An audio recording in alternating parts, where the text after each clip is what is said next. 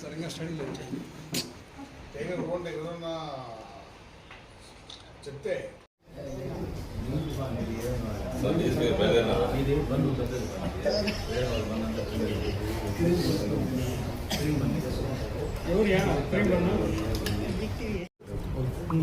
Start. Baireddipalli police station పరిధిలో పోయిన ఆదివారం మా జిల్లా ఎస్పీ గారి ఉత్తర్వుల మేరకు కార్డు సెర్చ్ పెట్టి చేయడం జరిగింది.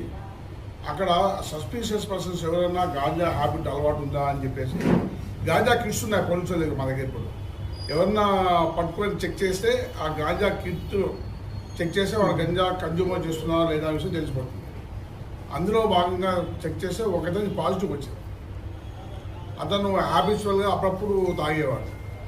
ఏంటి అని పూర్తిగా విచారిస్తే గాంజా ఎక్కడ చిక్తుందో ఎక్కడ ఉందో చందనాప్రియ ఎస్ఐ బైరెడ్డిపల్లి కరెక్ట్గా ఇంట్రాగేషన్ తీసుకొని అతన్ని ఓన్లీ హ్యాబిచువల్ అతను సెల్లర్ కాదు, అతను అడిక్షన్ పర్సన్ గుర్తించి ఎవరైతే సెల్లర్ ఉన్నాడో వాళ్ళ అడ్రస్ తీసుకొని సరైన నిఘా పెట్టి వాళ్ళ మీద ఈరోజు మార్నింగ్ 200 కిలో గాంజాని వ్యక్తిని రెడీ హ్యాండ్గా పట్టుకోవడం జరిగింది.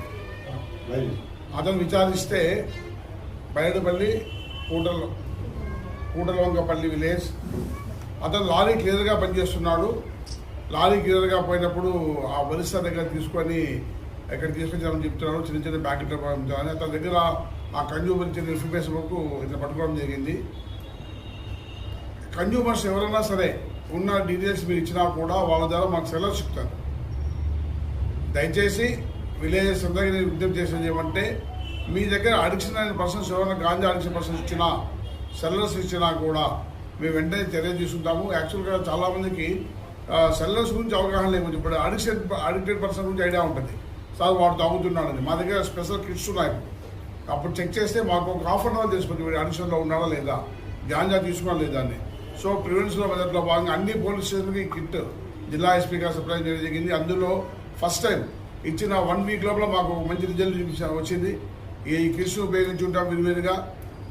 ఎక్కడ డౌట్ ఉన్నా, ఏ రౌడీ షీటమైన డౌట్ ఉన్నా, ఏ కాలేజ్ యూత్ పిల్లల డౌట్ ఉన్నా చెక్ చేస్తాము.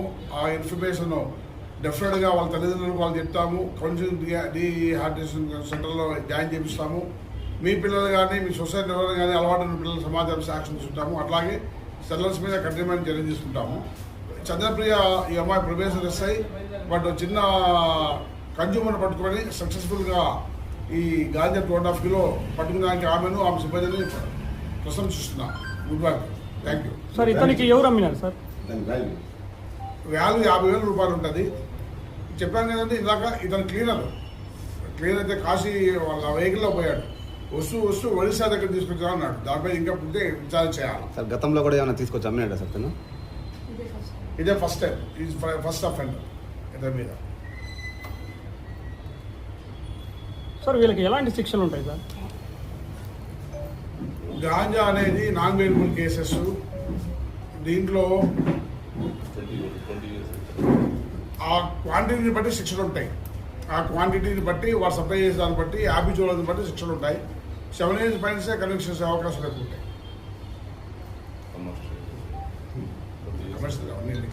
సార్ ఏ ఊరు చెందినవాడు సార్? ఏమండి ఏ ఊరు? బైరెడ్డిపల్లి మండలమే.